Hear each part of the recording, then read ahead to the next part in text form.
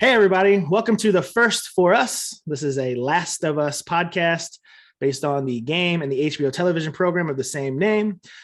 This week's episode, we are reviewing Kin, the sixth episode of the first season. My name is John, and with me as always is Justin and Kevin. All right. If this is your first time with us, the three of us have not played the game. Justin's played a little bit, but we're all pretty much virgins to the story. So we're following along for the first time. If you've caught our other episodes, you know the format. If you're new, we're going to talk about the episode we just watched a little bit. Then we'll talk about our winners and losers of that episode with whatever criteria we decide to choose. And then we'll get into some hopes and predictions for next week's episode. So I'll kick us off. I'll read a synopsis of episode 6 titled Kin. 3 months after Henry and Sam's deaths, Joel and Ellie reach a small, thriving community in Jackson, Wyoming, where Joel is reunited with Tommy, whose wife Maria is pregnant. Ellie learns about Sarah's fate from Maria. Joel confides in Tommy about Ellie's immunity and his own declining mental state. Joel asks Tommy to take Ellie to the Fireflies as he is afraid he cannot keep her safe. Ellie overhears them and confronts Joel, who insists they will part ways. In the morning, Joel changes his mind after remembering his daughter, and the two of them travel to Colorado on horseback. They find the Fireflies have vacated their base, possibly relocating to a hospital in Utah. Joel and Ellie attempt to escape a group of raiders. When one of them attacks Joel, Joel kills him, but is stabbed during the struggle. Joel and Ellie escape the others, but Joel soon collapses and falls off their horse, leaving Ellie unsure how to proceed. So first, let me jump in. Last episode, I said, please don't do exactly what they did at the very top of this episode, which was yada yada the trip from Kansas City to fucking Wyoming. When they showed the Sam and Henry stuff, I was like, oh, I thought I skipped the recap from last week's episode. And it was just so they could have that little bit of scene and then go 3 months later. Now, I said it then, and I get it. You only have so much time. You only have so much story. So you kind of got to push forward a little bit. You know, this would have been instead of 9 episodes, maybe 15 episodes. I personally would have been okay with that. I really enjoyed the road dynamic. I enjoy seeing their relationship. However, as I also said, this show is so incredible. They have definitely gotten over that. Even with this episode, I felt Joel and Ellie's relationship. I felt the 3 months they were together, the way they interacted, some of the shorthand, the stuff they talked about. I felt like we got the 3 months. I wish I could have seen it, but it is what it is. I will say, though, that couple that they meet right at the top was maybe one of the funniest things I've seen on the show so far. That old guy and that old lady were just hilarious. Did you make them soup? Yeah.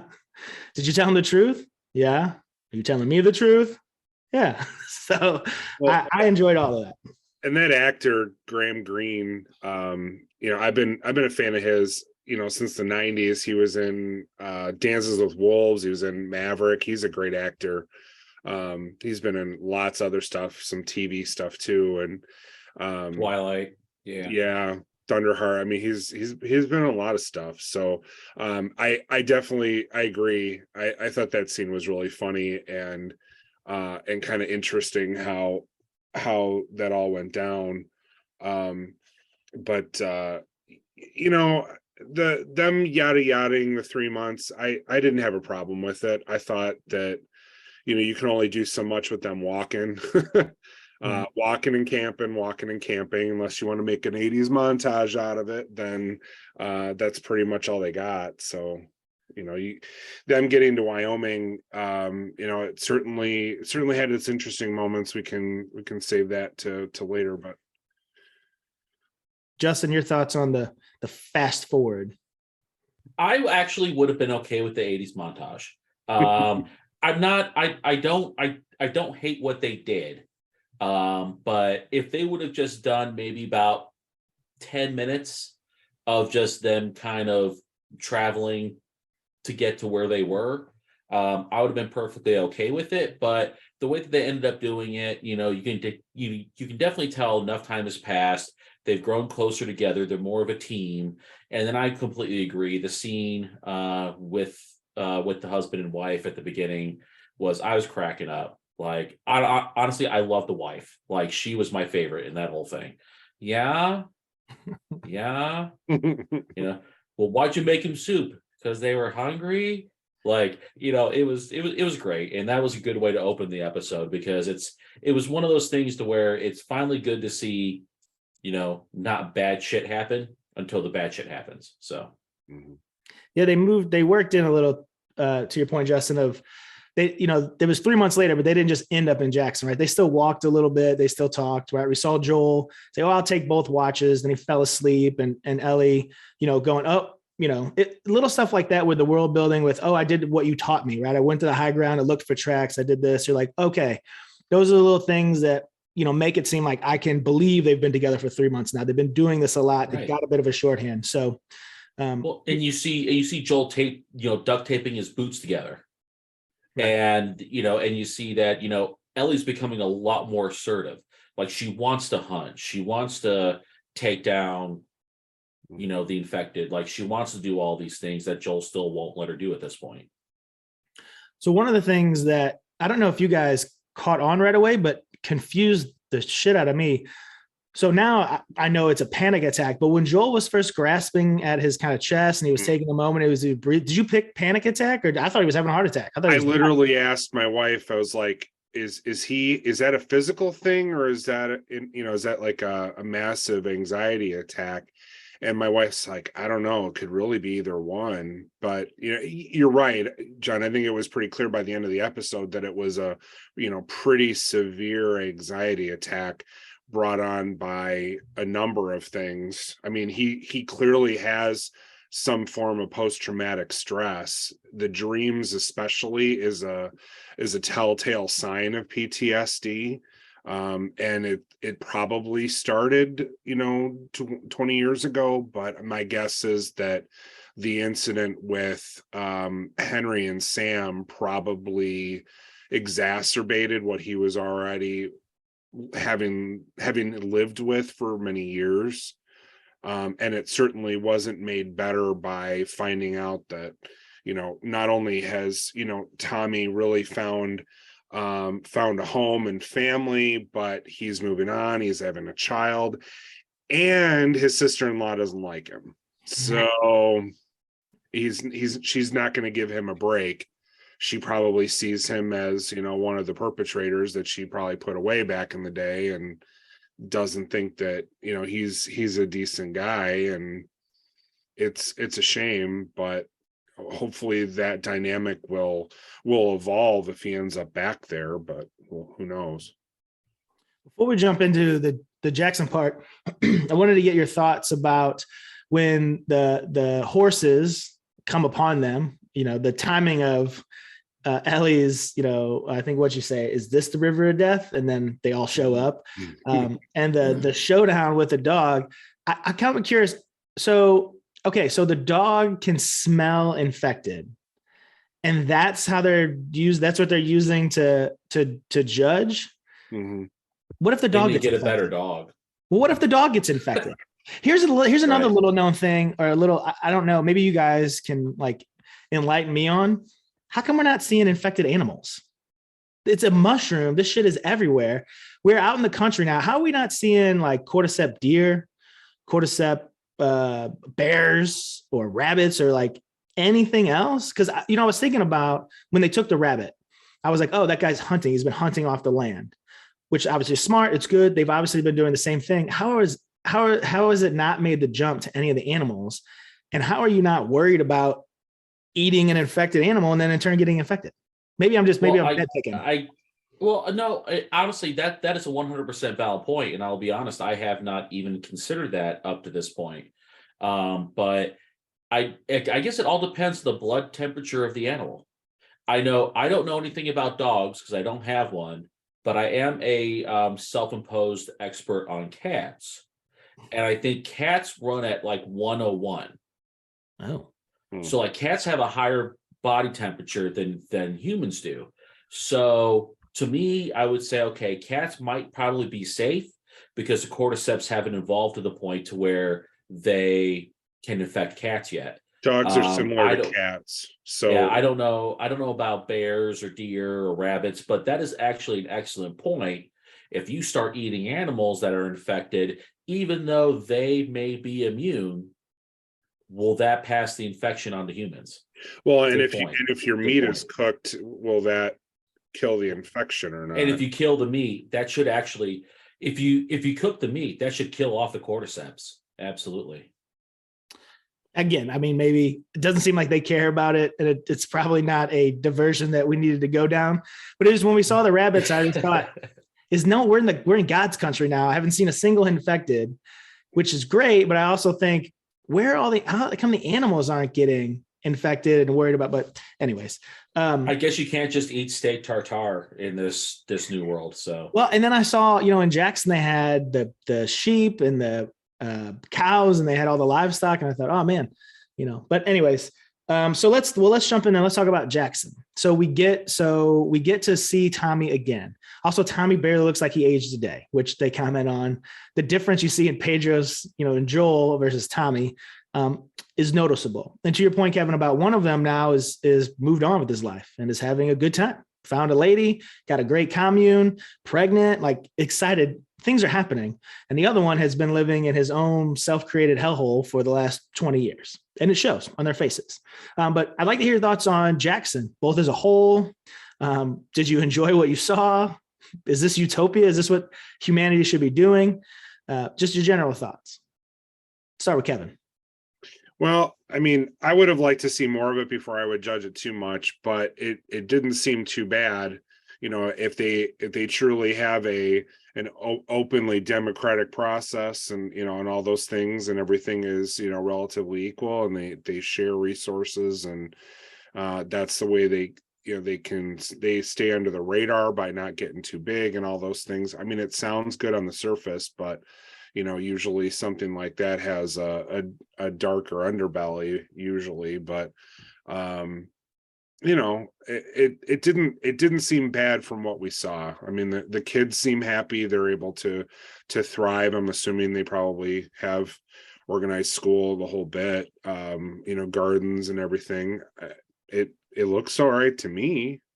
Well, that was one of my follow-up questions before we get to Justin was, a lot of times when you see this, and The Walking Dead did this pretty aptly, it looks idyllic from the outside, and you get in and then you realize, oh, people are still the biggest threat we have. And it's actually a hellhole. I mean, we saw a little bit of it in Kansas City, right? You displace one fascist leader or group and another one steps in its place. Mm-hmm. And so I don't know about you guys. I was looking for that. I thought, oh, maybe, something's gone. But I mean, I didn't see that. I didn't take that at all. They all seemed genuinely like good people. It all seemed on the up and up. It was interesting to hear Joel basically say communism, and Tommy like, no, definitely not communism. And then Marie's like, yeah, this is literally a commune. This is literally communism. Yeah. So even though like Maria may not be pro-communism, she still says we are practicing communism. Like everybody, from everyone according to their abilities to everyone according to their needs. Like that's what's going on in Jackson. Well, as long as there's no totalitarian, regime that is making, ridiculous decisions that, can't be questioned or anything like that. I mean, any basic, political philosophy course will usually have some talking about the fact that there, Marxism isn't inherently, evil, but usually the way it's put into practice is. Yeah.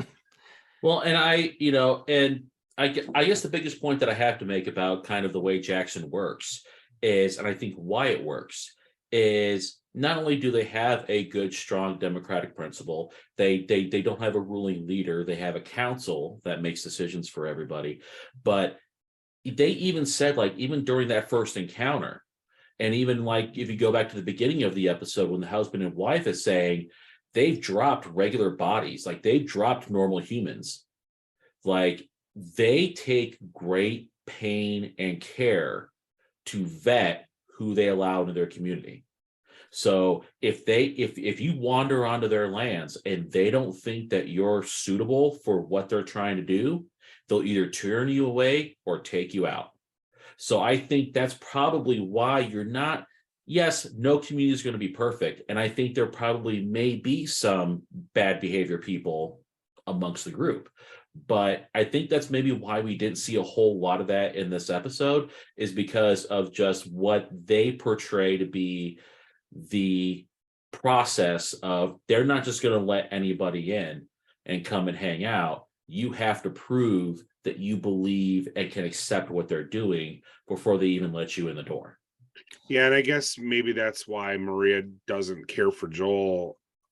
Another reason why she probably doesn't care for Joel is that she probably doesn't feel like he's worthy of being in there, but he's in there because if she says no, it's going to hurt Tommy tremendously. But I mean, I appreciate the fact that she was trying to be nice to Ellie, but I got a very bad vibe from her because she's barely even had a conversation with Joel. He wasn't at his best, which you hope someone will give him the benefit of the doubt. He's been on the road for 4 or 5 months probably, and in a totalitarian QZ for 20 years, so, or close to it. You'd think that she'd have a little bit more compassion for all that stuff, but she clearly doesn't, even though it's her love's brother. So I hope I'm wrong about her, but I did not get a good vibe from her. Well, I wonder how much she knows, right? Because she's only getting one side of the story. Right? She's only gotten what Tommy has told her.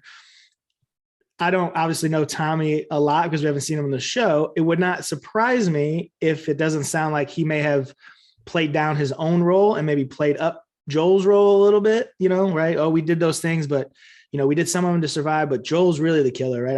I had to do what I want to. And, perhaps that's a little bit of it. Perhaps the other part of it too is that just in general, she might have been lucky to have not had to do those things. And we've talked on this show a couple of times through the episodes about what would you do? What would you be willing to do? What's your obligation to help others?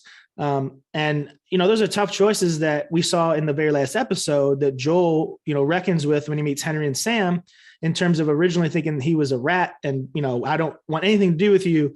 And then as you learn their story, you become more empathetic and you think, okay, I get it. Like I'd be willing to do the same thing. So you kind of back off of that, accusatory tone a little bit. And maybe she just hasn't had the chance to see that yet. Or again, who knows what Tommy has even told her. Yeah. Honestly though, I think I think Tommy probably told her the truth. We've heard more than once, Tommy is a follower. So it came out of Joel's own mouth when he talked about the reasons why Tommy joined the military. Tommy was always a follower. He always listened. He always followed and did what other people told him to do. And hence why he worked with Joel, because he needed somebody to tell him what to do. And then, fast forward, he joined the Fireflies, and then he left the Fireflies and joined this community. And so I really think when they get to the nuts and bolts of that in between time that we really don't know much about, when it was Tommy and Tess and Joel and other people where they did some pretty bad things. Yes, Tommy participated, but I still wouldn't at all be surprised if Joel was calling the shots. So I completely think that Tommy was probably 100% open and honest with Maria. And that's probably why she kind of gives Joel a hard time to begin with. And you can even see it back in the early episodes where there seem to be a lot of people who are kind of scared of Joel. And maybe for good reason. Joel was a good man who went through some really bad times and became not so good of a man and has had to try to, make up for that. And even Tess made the illusions we have to pay, we have to atone for what we've done. So, and I think this whole thing is maybe Joel just still trying to atone for what he's done and still trying to, even though he can never let go of Sarah, still try and find a way to move on and live in this new world. Well, let's talk about Joel. I think this was Pedro Pascal's best episode far and away. I mean, he had the most to do.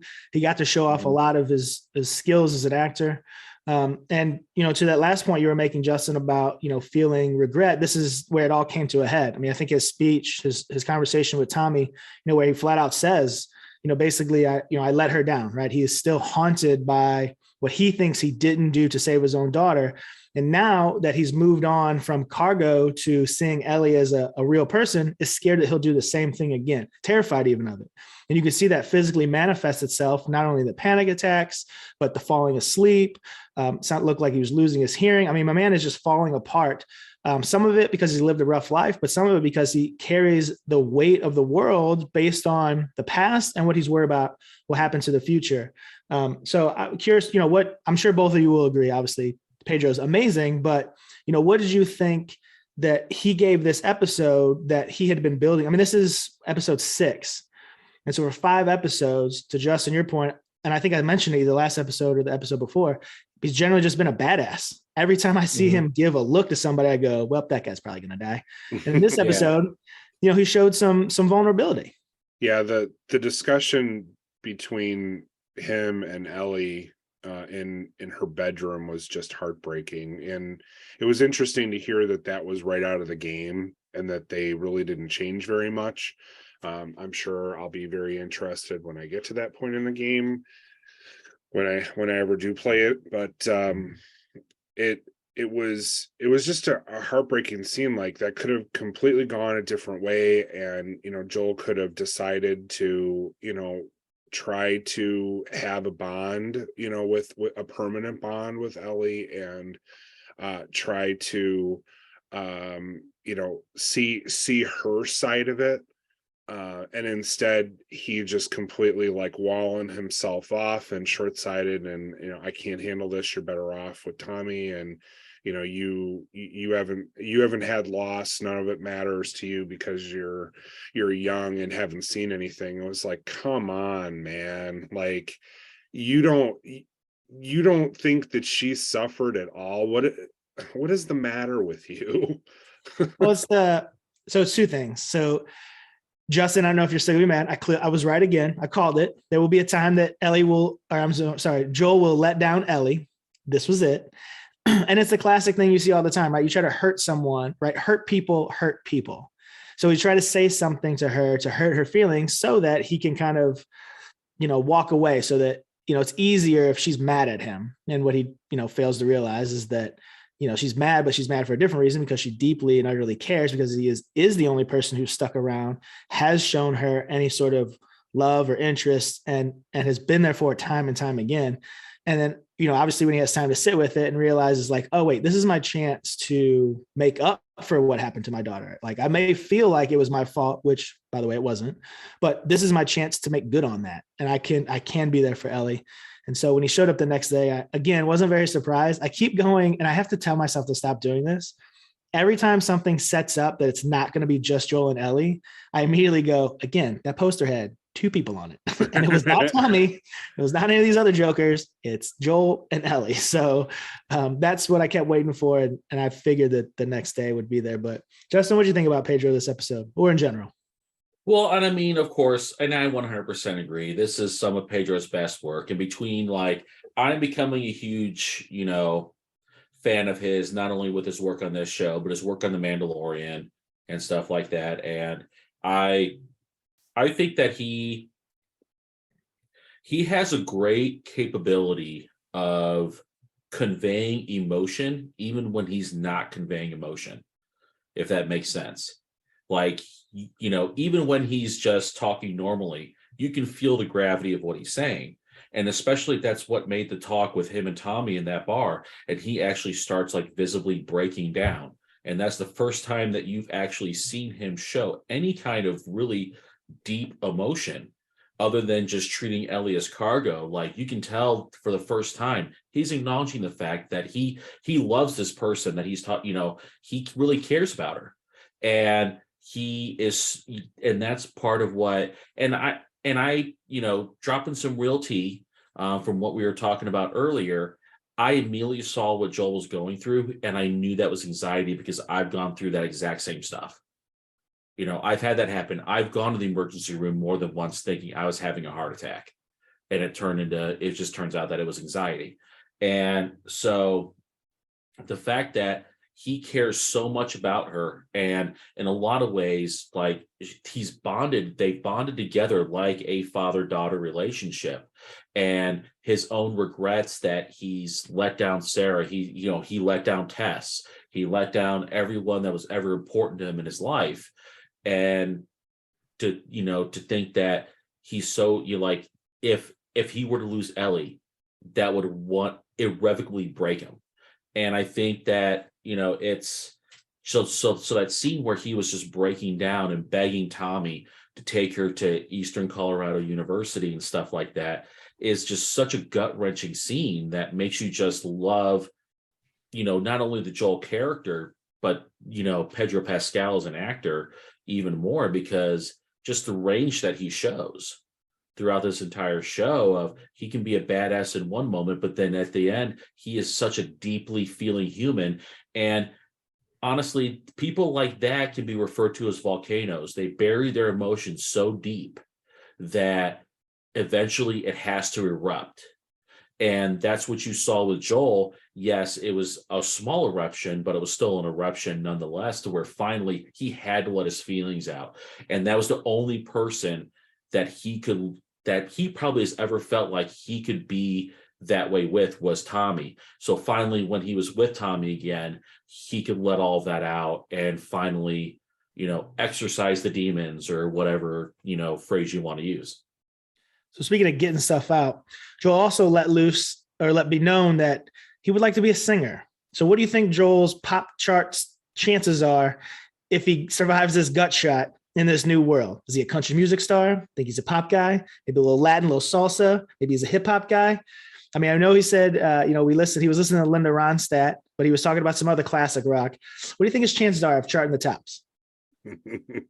Honestly, I would say he's probably mostly country. I could see him singing some Buffett, because I think that's kind of a good cross between. But I would actually like to see him give his hand at like some Sinatra. So you don't think he should go back into the sheep business? You don't think he should be a herder? Think it pop stars? No, because that is too Joel. I want to see Joel do something different with his life than just living by himself on a farm, raising sheep. That's just a very Joel thing to do. Go, you know what?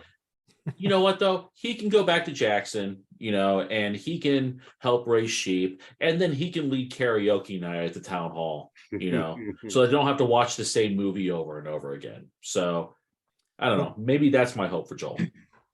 Going back to Jackson, so he gets stabbed, right? Yep. So now we've got Ellie going, well, again, a very sad moment at the end when she's basically begging him not to leave her because she doesn't know what the fuck to do. And then the music a little on the nose there at the end.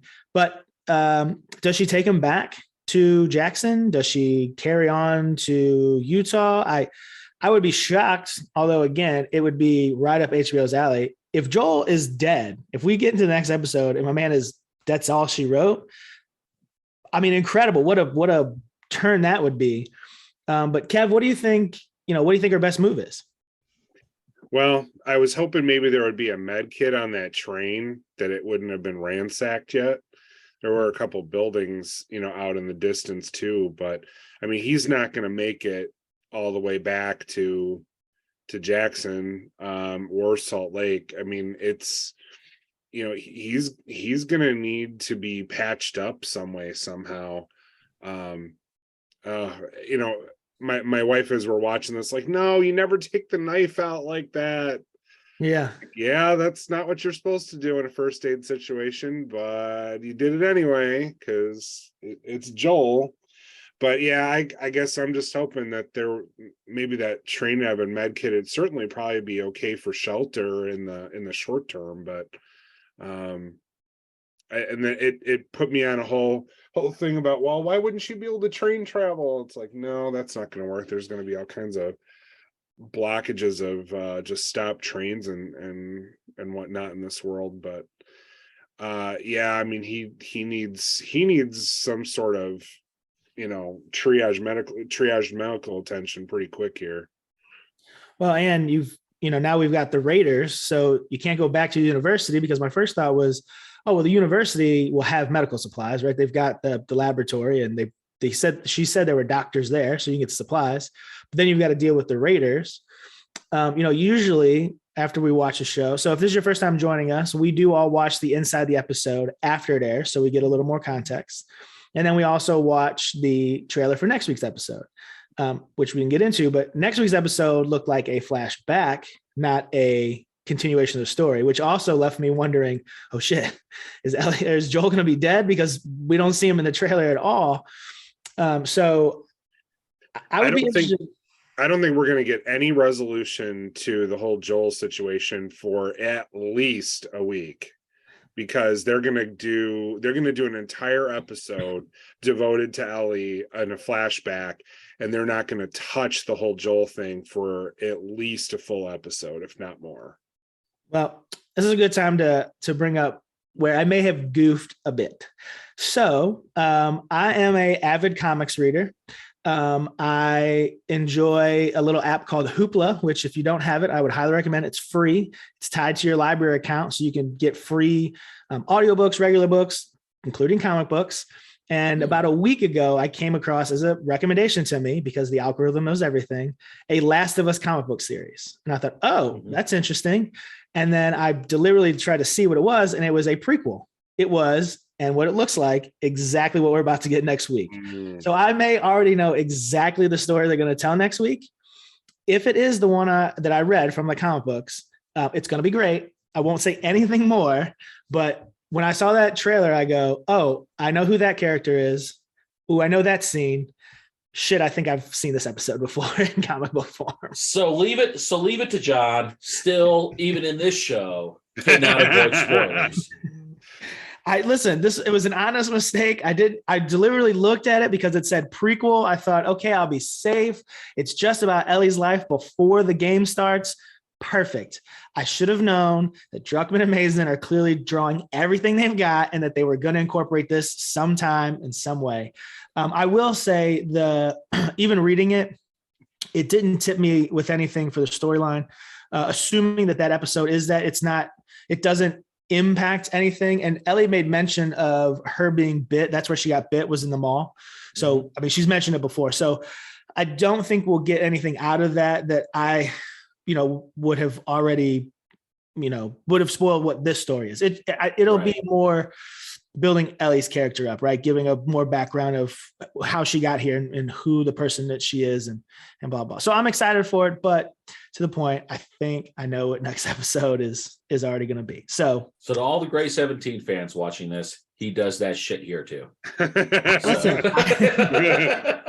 when something is good, it takes everything you can to. Do you know the restraint that it has taken not to watch next week's Babylon 5 episode, to not read Wikipedia, to not put in the game? I have the game.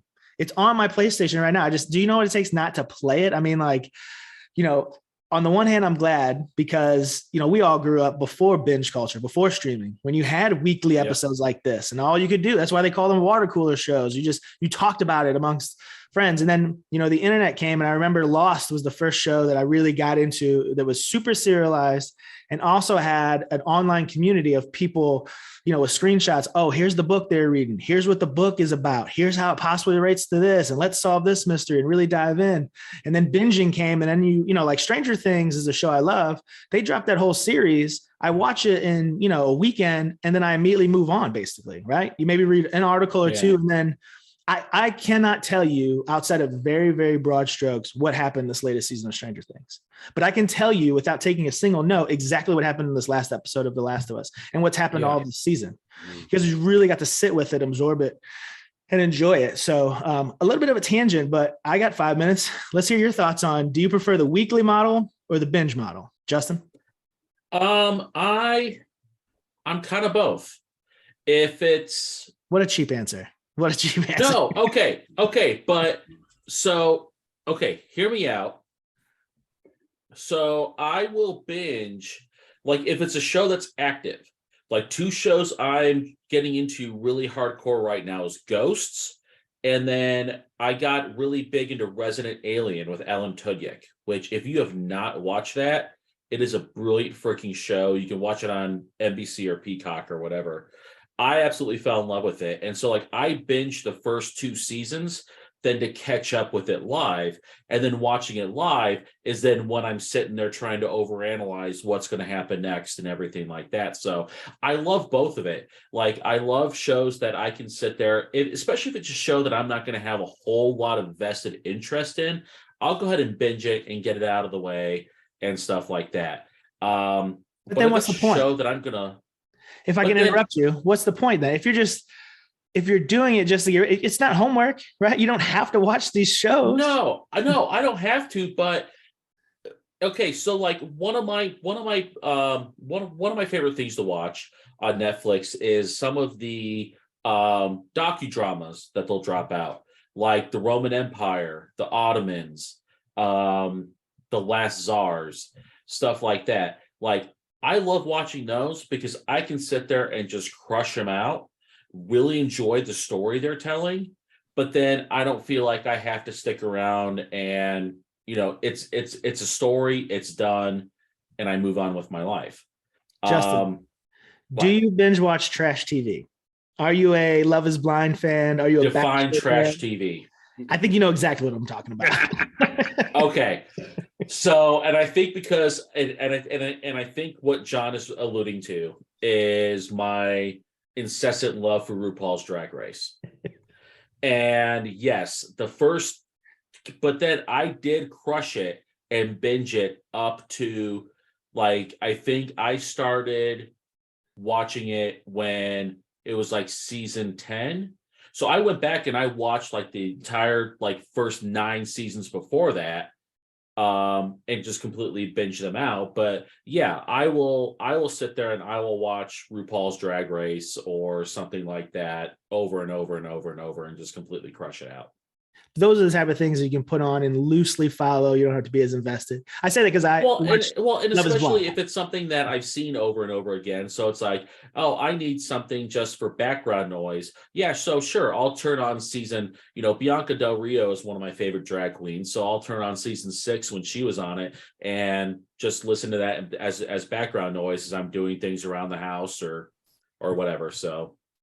Kevin, let's hear your soliloquy. Are you a binge guy? Are you a weekly guy? What trash TV are you watching? I think I do prefer the weekly model. I was just thinking about that with Picard, and I thought there was going to be 2 episodes dropped. I don't know where I feel like I heard that, but I thought the first night we're going to have 2 episodes, and I was so crushed that we only had the 1. And I was like, yeah, but if I had already seen 2 episodes, or if it was a different model and they just put them all out like they do on Netflix, I wouldn't have had any time to savor it. And Picard is one of those shows with this season, especially, I'm going to want to savor it. So I'm glad they're not just doing a full drop. There are episodes of shows that we've watched, a couple in a night. Like we didn't get into Poker Face until they had already dropped like 5 episodes, and by the time we caught up, there was another one. So now we'll be watching those as they come out. But I guess it doesn't matter to me. I don't mind binging something if it's not something I'm super excited about or think it's going to be super epic. But for things that are among my favorites, or something that I think I'm really going to enjoy, and that's going to be a more complex story that I'm going to want to really spend some time with, I think I do prefer the weekly model. But for things that have been out for a while, especially, it's annoyed me several times over my lifetime when I really get into a show in the first season, or even second season, and then they cancel the show and they're not doing it anymore. It's like, man, I almost wish I hadn't seen this, because it hurts even worse. They're not going to do more of the show. Firefly was one of those. There was a Damian Lewis show called Life that was on NBC in the 2000s. I thought that show was phenomenal, and they only ended up doing 2 seasons of it. That was one of my favorite police procedurals from the 2000s. But if I got a couple of weeks behind on something, and I don't mind binging it, but I think I prefer the weekly model. Well, Or you can have a show like Heroes where it's so good in season one, and then just the quality degrades season by season to where we're actually glad it got canceled. So that's not specific to Heroes. There's been many a show that I thought, wow, this is awesome. And I go, please stop. Please stop. Just kill it. But kind of while we're talking about this stuff, and movies and everything like that, I kind of wanted to bring up the movie that they were watching, because that's something that we haven't seen since the fall of civilization. Is Jackson actually uses their town hall and they have movie nights, and it was actually kind of, I think, something that Ellie definitely has never sat and been able to watch a movie before in a movie theater or anything like that. So that was something really cool that she got to experience for the first time. But I really thought I didn't recognize the movie during the episode, but I came across an article today actually that talked about the movie that they were watching and why it was kind of relevant to the whole story of this episode. And it's a movie from 1977 called Goodbye Girl, starring Richard Dreyfuss and Marsha Mason. And so in reading this article, I'll kind of read part of what it says here. It says the 1977 romantic comedy begins as a dancer named Paula McFadden and her 10-year-old daughter Lucy are abandoned by Paula's partner. As Paula finds new love with Elliot, played by Richard Dreyfuss, the movie navigates Lucy's constant worry that she'll be left again by another father figure. What's more, the scenes that we see in the background are shots of Elliot trying to connect with young Lucy. Wow. Which is like, that's as soon as I read this article, I'm like, Neil Druckmann, you are a genius once again. Like, a little on the nose, Yeah, a little on the nose as to what exactly is going on in this entire episode, and playing into Ellie's fears of being abandoned and left behind and stuff like that, which then ends up in a later scene exactly happening with that bedroom scene between Ellie and Joel. So it's like, as soon as I read that, it just kind of ripped out my heart a little more. And it's like, even though this is a pretty positive episode up until the end, you guys are still kind of wrenching my gut every little time I watch this show. And that's why I love you so much. Fantastic show. And fortunately, we're on a weekly release, so we can't jump ahead. On that vein, we've talked about before, what would they fit in these last 3 episodes? A podcast I listened to had Casey Bloys, head of HBO, on recently. And he mentioned that they plan this for 3 seasons. I didn't, before we started recording, Google to see if I'd seen that dropped anywhere else. But from what he was saying, that this is going to be a 3-season show, which got me a little worried. So we talked about this last time. So I'd love to hear your thoughts again with, now if it's 3 seasons, then you can't necessarily do a season a game, because there's only been 2 games that I'm aware of. So now I am even more convinced that we will not get a conclusion to this story by episode 9. It seems as if it's going to carry over, and they will mesh both games into 3 seasons worth of television. So I wanted to get your thoughts on, what you think about that. Obviously, we haven't played the game, so I have no idea what the second game even is. But did you want or hope for a self-contained story in these 9 episodes? Are you okay with another season? Potentially this ends on a cliffhanger. Just what are your thoughts, Justin? I fully 100 expected this to happen. Knowing that Last of Us 2 existed, I fully expected them to at least do 2 seasons. So when they said, "Oh, it's been renewed for a second season," I'm like, "Well, duh." So and especially with that news, I have not heard that yet. But with that news, that is probably that they're planning on 3 seasons. then I would expect them to probably flesh out. If I think it's going to be a lot more of a Game of Thrones thing. As it goes on, it may end up being less and less like the source material and more kind of a creative atmosphere within Neil Druckmann, maybe what he originally wanted to do, but was limited by, whatever limitations he had during the creation of the 2 video games. But I would be interested to see what they decide to accomplish within those 3 seasons, because I just saw some news from Naughty Dog, who is the video game publisher. Last of Us 3 has been put on hold. So as of right now, they don't plan on releasing a 3rd video game. I don't know what that means again, because I haven't played the 2nd video game, so I don't know how that particular story ends. But I guess we'll just have to see kind of where they decide to steer the show from here. And, whatever it is, I'm along for the ride. So we'll see what happens. Well, I'm just glad that Last of Us doesn't have an incredibly, what's the word I'm looking for? Crazy writer who doesn't know how to end anything, can't put out a book any faster than every 12 years. Oh, wait, I'm sorry. I've got this mixed up with something else. Anyway, I think that there was no way they were going to have this contained to just 1 season, especially not with the success the show was having.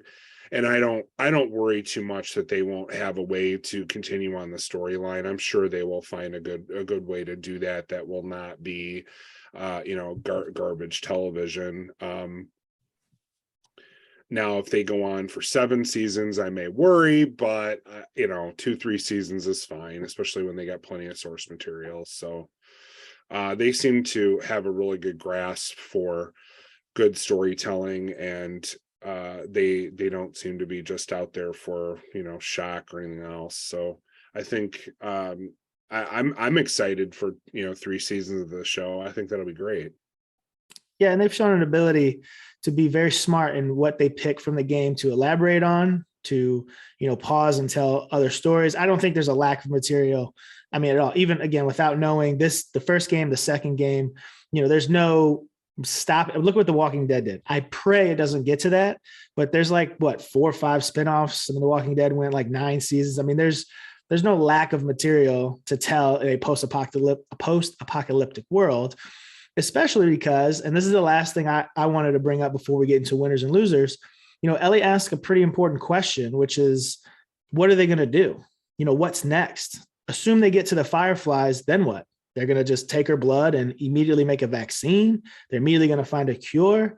I mean, it's not going to happen overnight. How are they going to develop it? How are they going to, distribute it? How are they going to, what's next? And so, there's possibilities there. But before we think down the road, I mean, what are your thoughts about what is next? What are they going to do? It's not exactly as if, you have the top of the line latest tech available, right? Everything has been overrun. Everything is, possibly shut down. How are they possibly going to take what she's got and turn it into something applicable? And then what is applicable?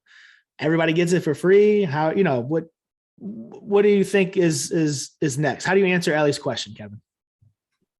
Well, I'm still curious as to whether there is any possibility of curing people already affected, or whether it's just going to be simply a vaccine situation. But I mean, I'm worried that, in this post-apocalyptic world, they're not going to have the knowledge base and the infrastructure to be able to come up with something, let alone distribute it. So I don't know how they're going to put that into the game, really, or excuse me, into the show. Based on the dynamic between Ellie and Joel. But it'll be interesting to see if they do something where they go back to the East Coast or whatever they decide to do. Certainly I would avoid KC. Yeah, what do you think, Justin? So hot take, I don't think it's ever going to matter. Explain. I don't think that they're I don't think they're ever going to find the Fireflies. I don't think they're ever going to do a vaccine or anything like that. I think that honestly, like the hope of saving the world, unfortunately, is going to prove fruitless in this situation. I think that's an important part of the story, to where, yes, we all can have hope, but how long will that hope last? And what do you do when you discover that what you wanted is impossible? And I think maybe that's where they're going to go with the story. I think that at the end of the day, they're not going to be able to develop anything. They're not going to be able to distribute anything. And so the bulk of the story is, what are Joel and Ellie going to do from there? And that's where I think it's honestly going to go.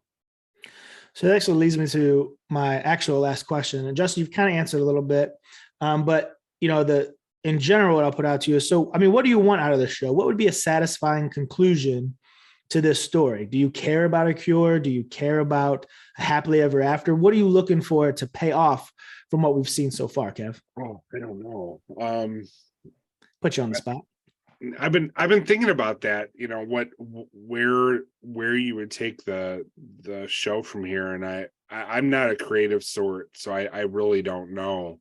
But I hope that they will find some other characters that will be interesting to come back to and develop a little bit.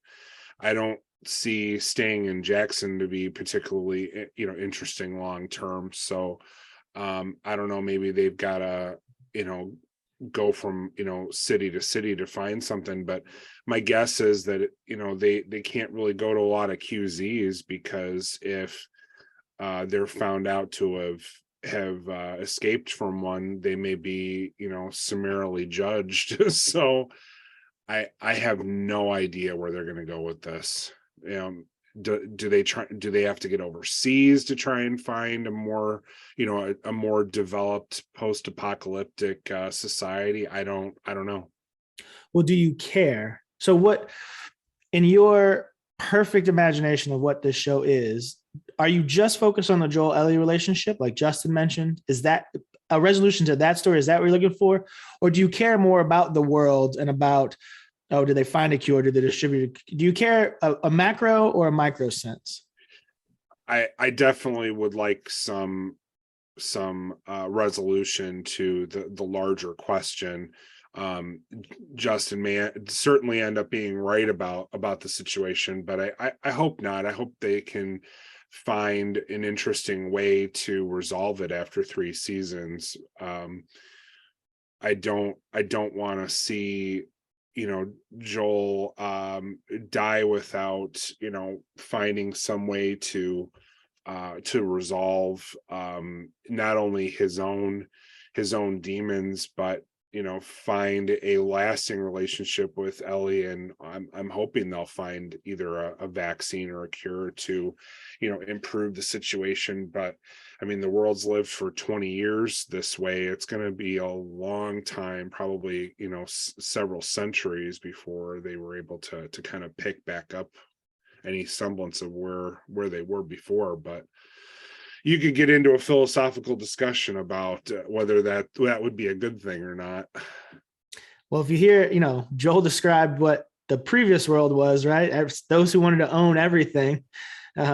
He had an interesting worldview, I will say. Before I move on to Justin, so Kevin, it sounds like you want the happy ending. You want everything to. I typically do. That's I don't gravitate towards sad media. So I hope that they'll have some good resolution at the end, but I'm not the creative type, so I'm the wrong person to ask. Well, Justin, you gave us a preview. What are you looking for? And you said what you think will happen, but what are you looking for? Are you a softie like Kev, or do you want the hard, cold reality of death?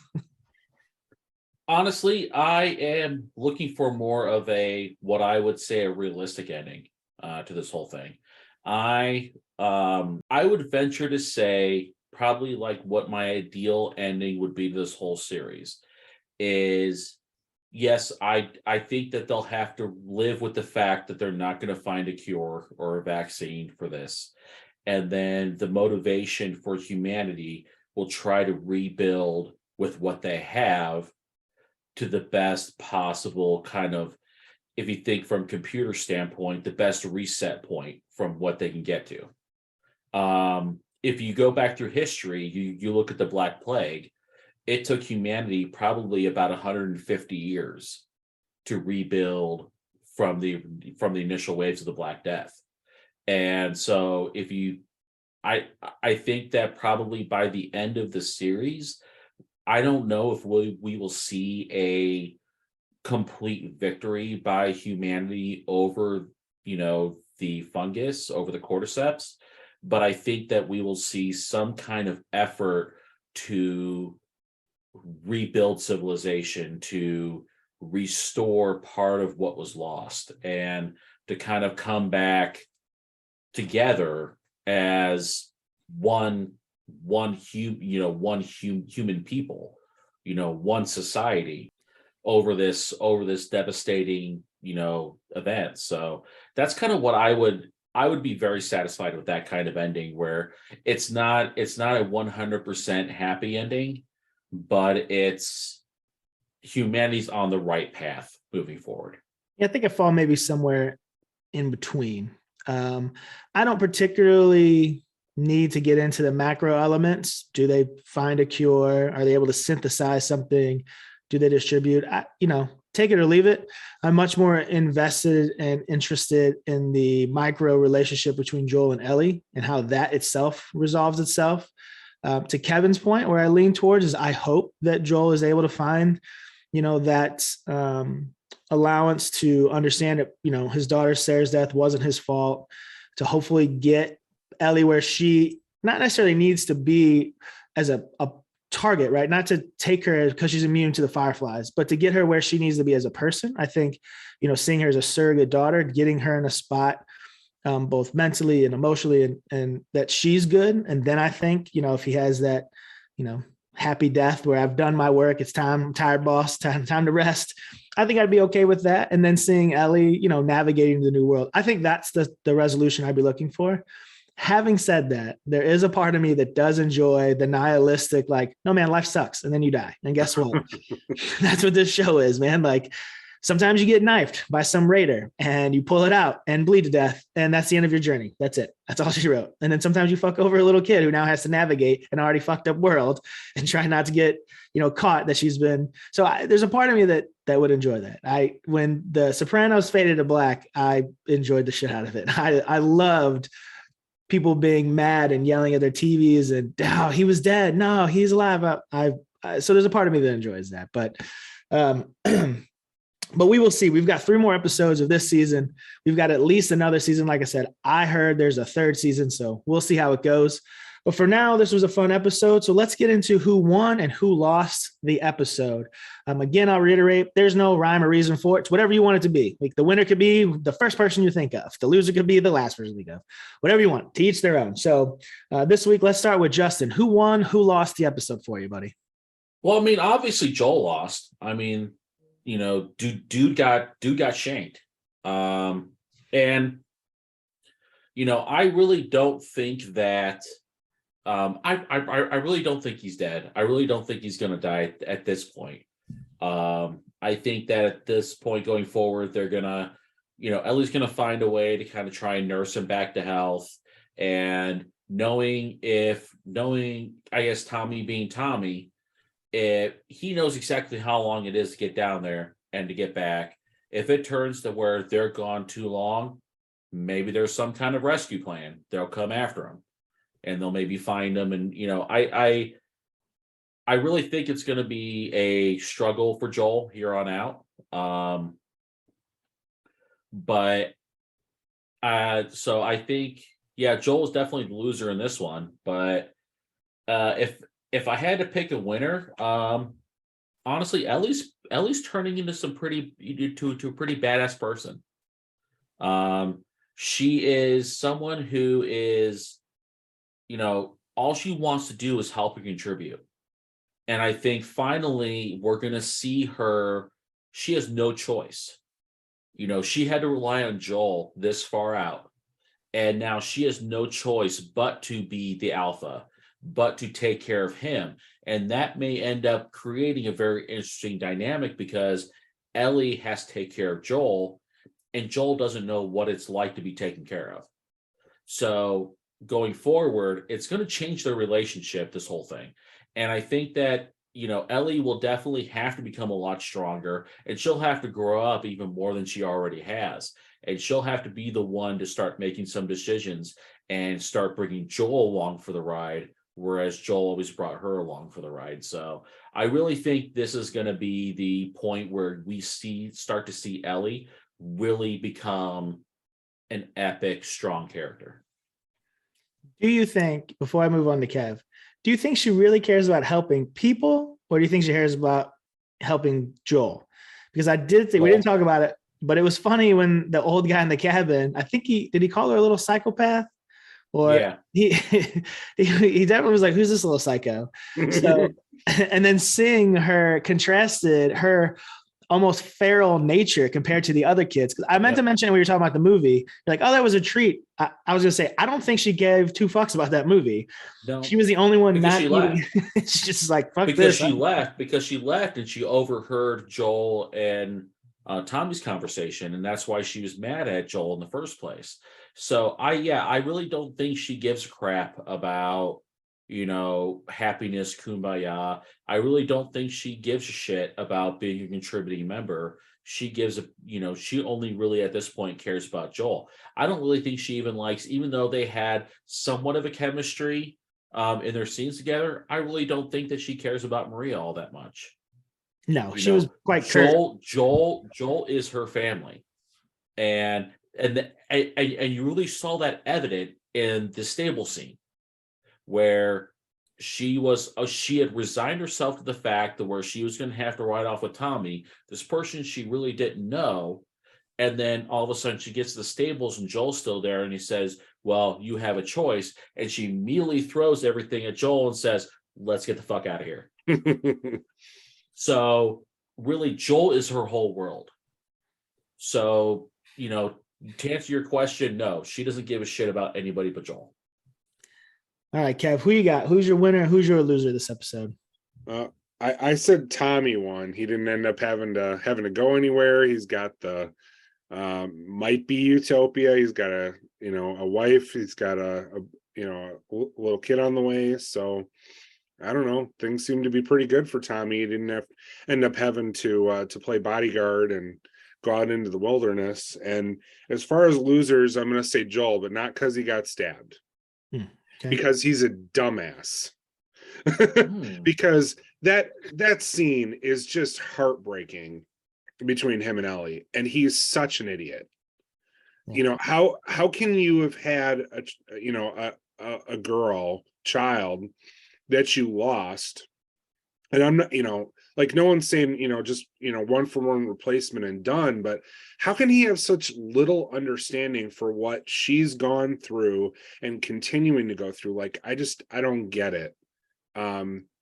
So I hope he can, find some more understanding and find some peace, at least to the point where he's not having, debilitating anxiety attacks, because as anyone who's ever had one, they are awful.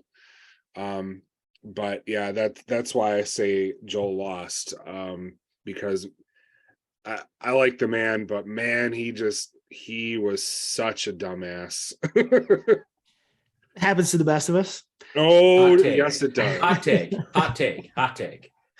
All right, so my winner of the episode, I'm going to go with the lab monkeys, who are now running free. I knew it. I knew you'd do something like this. They have clearly upgraded their situation. They are no longer test subjects. They are running free. The inmates have taken over. I fully think they've won the episode. Okay, honestly. Okay, so do we need to have a conversation about connecting Last of Us to the Planet of the Apes? Is that where this is going, John?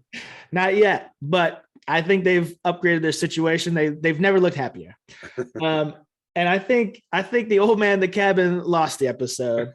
My man clearly has to go out and do all the hunting. Now he's lost who knows how many bowls of soup to these two assholes who came. Ellie steals his rabbit that he put his hard effort and time in. My man just can't catch a break. So he is my very unfortunate loser because I enjoyed every scene and every line that he was in, but I think he lost the episode for me. So like I said, the criteria for who wins and loses changes. Doesn't matter. It's whatever you want. So those are our winners and losers. Usually we wrap up with little hopes and predictions for the next episode. This one I will stay out of because, again, I am pretty sure I know exactly what's going to happen. So I will keep it shut. So we will go to you two hopes and predictions for next episode. Let's start with Cap this time. I still think that there's going to be no resolution to the Joel being stabbed situation for at least a week, if not two. I'm really interested to learn more about Fedra. You feel like you know something about them, but you really don't all that much. I mean, they run things, and they pay people to work for them as seeming like day laborers as they need, and they have a pretty nihilistic criminal justice, if you can call it that, system. But I'm really interested to see what the recruits go through, and how they're brought up and the schooling. I think that'll be a really interesting piece to the world building. Justin, your hopes, predictions for next episode. God damn it, John. Honestly, though, I have to kind of align myself a lot with what Kevin was saying. I think that, especially since we know this is going to kind of be Ellie's backstory, I think we will end up learning a lot about what Fedra is all about. For better or for worse, more likely for worse, we're going to kind of see a lot into what the mindset is and how Fedra views the world. And the only thing that I kind of would, I think we're going to not see that I wish we would, is learning about the collapse of the federal government and stuff like that. So, Fedra was obviously established as an emergency agency during the rise of this cordyceps, invasion. But, what happened to cause the complete collapse of the federal government that just left Fedra in charge of everything on their own? And you have a whole bunch of independent quarantine zones that are still operated and maintained as little dictatorships. I don't know if we'll get all the answers to that. I really don't think so, but that'd be something that would be nice in my mind. But I think it's going to be actually very telling into you're going to watch, Ellie come in, and you're going to watch her kind of develop into the nihilistic smartass that she eventually becomes in this episode. And I think it's going to be kind of very revealing as to, a lot of different things that we've talked about, with her during the course of this podcast is, the fact that she seemed to enjoy watching Joel beat the shit out of that Fedra agent in, the very early part of the series. Well, maybe then we'll start to maybe understand why. Why did she really enjoy that specific thing? Or why does she enjoy inflicting pain or, causing harm to, other infecteds and stuff like that? Why is she so eager to cause violence and destruction? Like she's kind of alluded to throughout different things. She wants to hunt. She wants to hunt infected. She wants to be a very much violent person. And I hope we get a lot of answers to that. Well, if they do a quarter of what I read in the comics, again, I think it was like a 4 or 5 issue little run. I'm excited to see it. There was some stuff that the trailer did have that I didn't quite remember exactly from the comics. So there's still room to grow. And again, I trust these guys with it because they haven't let us down yet. So I'm excited to see what comes. Only 3 episodes left. I'm kind of bummed, but happy with what we've got so far. So that wraps up our discussion here of the 6th episode. Again, if you're joining us for the first time, maybe you've seen us before. Gray 17 is the main pod on this channel where we review Babylon 5, a weekly process, and go over those episodes with a mix of first-time viewers like myself and Justin, as well as first ones fans, super fans of the show like Kevin. So if you would like to check that out, if you haven't already, those episodes drop every Wednesday here on this channel. So please look at the links below. Feel free to like and subscribe to this show, and you'll get the other one for free. That's what we do. We just give shit away here. If you enjoyed this and you want to catch us talk about the last 3 episodes or catch up on the previous 4, again, this channel here, our new episodes release every Thursday. So please feel free to give us a like, subscribe, drop a comment, got any suggestions or your own thoughts. We're happy to engage. We also have all of our socials, Gray17 on Facebook, on Instagram. We're all over the place. So check us out again. All those links are below. And we enjoy having you. We'll hope to see you next time. Again, my name is John, and with me every week has been Justin and Kevin. Thanks, everybody.